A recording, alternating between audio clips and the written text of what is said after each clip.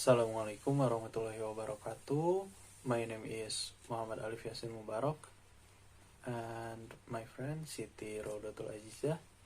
And now we want to present about the structure, language, and human unconsciousness based on the insistence of the latter in the unconscious or reason since Freud by Jacques Lacan. The content or the topics that will be presented by us, the first topic is describing a little bit about Jacques Lacan, and the second topic is language, arbitrariness, and unconscious human mind. The third topic is Saussurian linguistics represent unconsciousness. The fourth topic is symbols and tropes represent unconsciousness. The fifth topic is unconscious linguistic process in dream. Jacques Lacan. Jacques Marie-Émile Lacan was a French psychoanalyst and psychiatrist who has been called the most controversial psychoanalyst since Freud. Lacan's work has marked the French and international intellectual landscape, having made a significant impact on continental philosophy and cultural theory in areas such as post-structuralism, critical theory, feminist theory, and film theory, as well as on psychoanalysis itself. Lacan is the most important psychoanalyst since Freud. Lacan's works has changed the discipline both as a theory of the mind and as clinical practice, so much so that over 50% of the world analysts now employ Lacanian method. The relationship between language arbitrariness and the unconscious human mind. Lacan's project was not merely to apply these discourses to psychoanalysis, but rather to enable the mutual reinterpretation of all of these areas of inquiry. He effectively employed these disciplines, as well as mathematics and logic, to reformulate Freud's account of the unconscious and his own account of human subjectivity in a somewhat altered Saussurian terminology of the connection between signifier and signified. Lacan attempts to clarify this definition. Language does not consist of the various physical and semantic functions that serve it in the speaking subject. Language and its structure exist prior to the moment at which the speaking subject makes his entry into it. Lacan seems to imply here that the various elements which are immediately involved in an individual subject's making of utterance, sound image, visual image, and the impression of this upon sensation, together with physic association of sounds and meanings, do not constitute language, whose structure is itself their enabling foundation.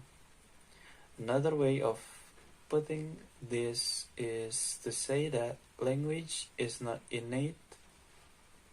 The individual is not born possessing it, nor is it merely a form of behavior.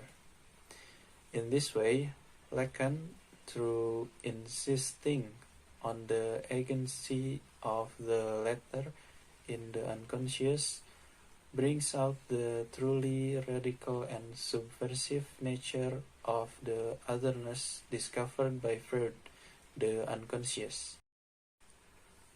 Saussurean linguistics, algorithm as well as signifier or signified, represent unconsciousness.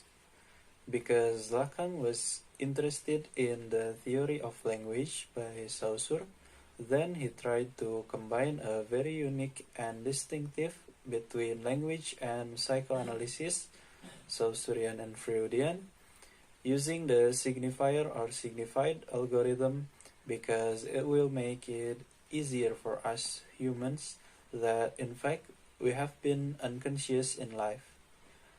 One of the main reasons why Lacan's second politics work was so distinctive was due to his very original approach to language. Lacan took the Freudian psychoanalysis through the lens of structuralist linguistics, and Ferdinand de Saussure revolutionized the field of semiotics by dividing the sign, any sign, into two components, namely the signifier and signified. To pinpoint the emergence of linguistic science, we may say that, as in the case of all science in the modern sense, it is contained in the constitutive moment of an algorithm that is its foundation, the signifier over the signified. Over corresponding to the bar separating the two stages, the thematic of this science is henceforth suspended, in effect, at the primordial position of the signifier and the signified as being distinct order separated initially by a barrier resisting signification. And that is what was to make possible an exact study of the connections proper to the signifier and of the extent of their function in the genesis of the signified. A train arrives at a station. A little boy and a little girl, brother and sister, are seated in a compartment face to face next to the window through which the building along the station platform can be seen passing as the train pulls to a stop. "Look," says the brother. "We're at ladies."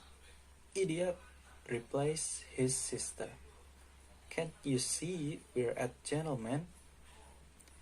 Besides the fact that the rails in this story materialize the bar in the Saussurean algorithm and in a form designed to suggest that its resistance may be other than dialectical, we should add that only someone who didn't have his eye in front of the holes in the appropriate image arc could possibly confuse the place of the signifier and the signified in this story, or not see from what radiating center the signifier sends forth its light into the shadow of incomplete signification.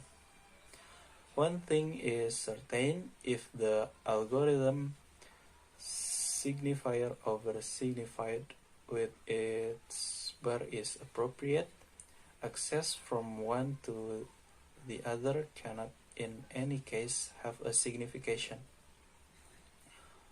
For insofar as it is itself only pure function of the signifier, the algorithm can reveal only the structure of a signifier in this transfer.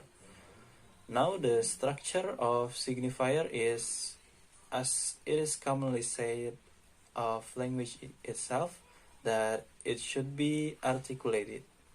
This means that no matter where one starts to designate their reciprocal enrichment and increasing inclusions, these units are subjected to the double condition of being reducible to ultimate differential elements and of combining them according to the laws of a closed order. Lacan poetically refers to Saussure's illustration of the planes of sound and thought as an image resembling the wavy lines of the upper and lower waters. In miniatures of the manuscript of Genesis, a double flux marked by streaks of rains, suggesting that this can be seen as illustrating the incessant sliding of the signified under the signifier, although he argues that one should regard the dotted vertical lines not as segments of correspondence but as anchoring points. Points de capiton, literally the buttons which anchor upholstery to furniture. However, he notes that this model is too linear, since there is in effect no signifying change that does not have, as if attached to the punctuation of each of its units, a whole articulation of relevant context suspended vertically, as it were, from that point. The next material will be presented by my friend Siti Roudhotul Azizah. I'm Siti Roudhotul Azizah. Thank you, Alif, for allowing me to continue the topics about how can symbols and any kind tropes, metaphor, and metonymy represent unconsciousness.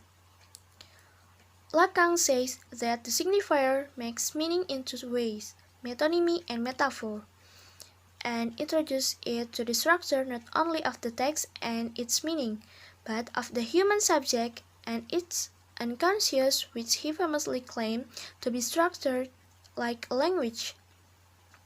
Metonymy is one's love of the effective flight of the signifier in the constitutions of meaning. The example, certiciles. The word ship lurking behind of the part taken for the whole if we take it seriously. We are left with very little idea about the importance of this field. Each boat to have one sail is the least likely possibility. The connections between ships and sail is nowhere but in the conscious, is nowhere but in the signifier. This is the word-to-word connections that metonymy is best. The other side is metaphor.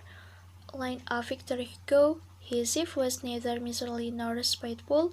In modern poetry, the conjunction of any two signifiers will be equally sufficient to constitute a metaphor, except the additional requirement of the greatest disparity of the image signified, needed for the productions of the poetic spark. The creative spark of the metaphor does spring from the conjunction of two images, that is, of two signifiers equally actualized. It springs from two signifiers, one which has taken the place and the other one the signifying change, the hidden signifier then remaining present through the metonymic relations to the rest of the chain. One word for another, that is the formula for metaphor. His ship does refer us to Booz, and this is indeed the case. It is because it has replaced him in the signifying change at the very place where he has to be exalted. But now Booz himself has been swept away by the ship. His ship has thus usurped his place. Booz can no longer return there. The slender thread of the word his, which bind him to it, is only one more obstacle to his return, that is links him to the nations of resistance, which resign him to the very zone of greed and spite. His curiosity is reduced to less than nothing by the magnificence of the shifts which, coming from natures, now not our cautions or our casting out, and in their accumulations remain prodigal by our standard. The giver has discovered along with his gift to rise again in the content of the burgeoning fecundity. This is what announced of surprise the poem celebrities, namely the promise the old man will receive in the secret content of his accession to fraternity. So it is between the signifier in the poem of the proper name of a man and the signifier that metaphoric obliges him that the poetic sparks is produced. Metaphor occur at the same moment of at which sense comes out of nonsense. Last topic is describe the linguistic process of unconsciousness in dreams. The interpretations of dreams that the dream is a rebus, the natural images of the boat on the roof, or the man with a comma for a head, which are specifically mentioned by Freud, are examples of dream images. They are to be taken only for their values as signifier, that is to say, insofar as they allow us to spell out the proverb presented by the rebus of the dream. The linguistic structure that enables us to read dreams is the very principle of the significance of the dream. That the dreams use speech makes no difference since for the unconscious it is only one among several elements of the representations, for in the analysis of dream, Freud intends only to give us the laws of the unconscious in their most general extensions. One of the reasons why dreams were most propitious for these demonstrations is exactly Freud tells us that they reveal the same laws whether in the normal person or in the neurotic. Maybe enough from our groups. Sorry for our mistakes. And thank you for your attention. Wassalamualaikum warahmatullahi wabarakatuh.